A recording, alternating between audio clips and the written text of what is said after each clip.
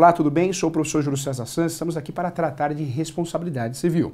Quando eu falo de responsabilidade civil, o tema é previsto dentro do Código Civil.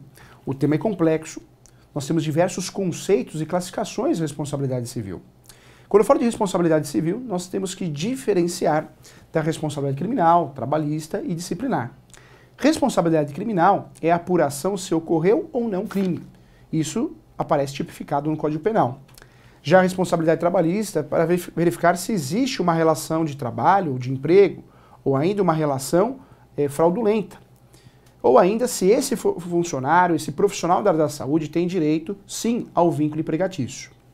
Já a responsabilidade disciplinar, ela pode se dar pelo conselho de classe, que vai apurar atos éticos e vai fiscalizar se são ou não são éticos, inclusive dando uma pena, podendo dar uma pena até de cassação desse profissional da área da saúde.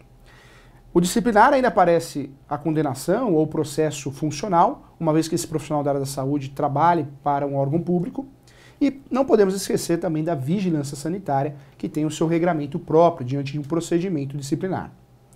Vale a pena lembrar que a responsabilidade civil nada tem a ver com essas responsabilidades, não existe nenhum vínculo. A apuração da responsabilidade civil, ela é autônoma e independente. Claro que uma condenação no processo disciplinar, uma condenação criminal, poderá ajudar sim como embasamento no processo civil. A responsabilidade civil, ela é apurada no processo civil, usando o direito material civil. Essa apuração, quando existe a condenação, se dá através da pecúnia, dinheiro, uma indenização para suprir os danos sofridos pelo paciente ou a família. Vale a pena lembrar também que a responsabilidade civil se dá no direito médico, quando existe, sim, dois termos importantes, um verdadeiro binômio. Dano efetivo, de um lado, o paciente sofreu o dano de fato, de forma concreta, e do outro lado existe um nexo de causalidade desse médico, desse estabelecimento da área da saúde ou desse profissional.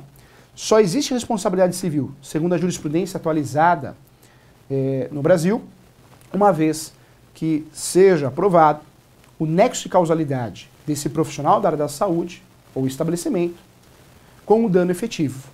Interessante que no Brasil, diferente de outros países, só existe a condenação do profissional da área da saúde ou do estabelecimento se o dano for efetivo. No Brasil, não existe uma punição civil diante de um ato que não aconteceu, de uma possível falha, de uma suspeita ou uma oportunidade de um erro. O erro tem que ser efetivo. Aqui no Brasil, ninguém é condenado se não cometeu o erro de fato. Então, não adianta cogitar. O Brasil não pune, no direito médico, a cogitação. Ah, poderia ter ocorrido, poderia ter acontecido. Não. Para que exista a condenação, tem que existir dano efetivo e nexo de causalidade. Importante lembrar também que a responsabilidade civil se dá através de uma indenização. Essas indenizações têm caráter punitivo, onde o judiciário, o ideal, é analisar qual que é a situação financeira desse médico, desse profissional da saúde ou desse estabelecimento, para que a condenação surta efeitos punitivos. Então esse é o grande objetivo. Ainda, na responsabilidade civil, nesse processo de responsabilidade civil, que se dá um nome adequado, que é a ação de indenização por erro médico, vai ocorrer sempre que ocorrer o nexo de causalidade e o dano efetivo. Mas como que eu vou provar isso? Através das provas periciais. No direito médico, na responsabilidade civil, nós podemos usar todas as provas do processo civil. Entre elas, provas orais, ou seja, testemunhas e depoimento pessoal, e do outro lado, as provas documentais. Documentais em sentido estrito, laudos, relatórios, receitas, e também outras provas, entre elas a inspeção judicial e a ata notarial. Mas a mais importante de todas, conforme a jurisprudência brasileira, é a pericial. No direito médico, para que seja apurada a responsabilidade civil de fato, precisa existir a prova pericial.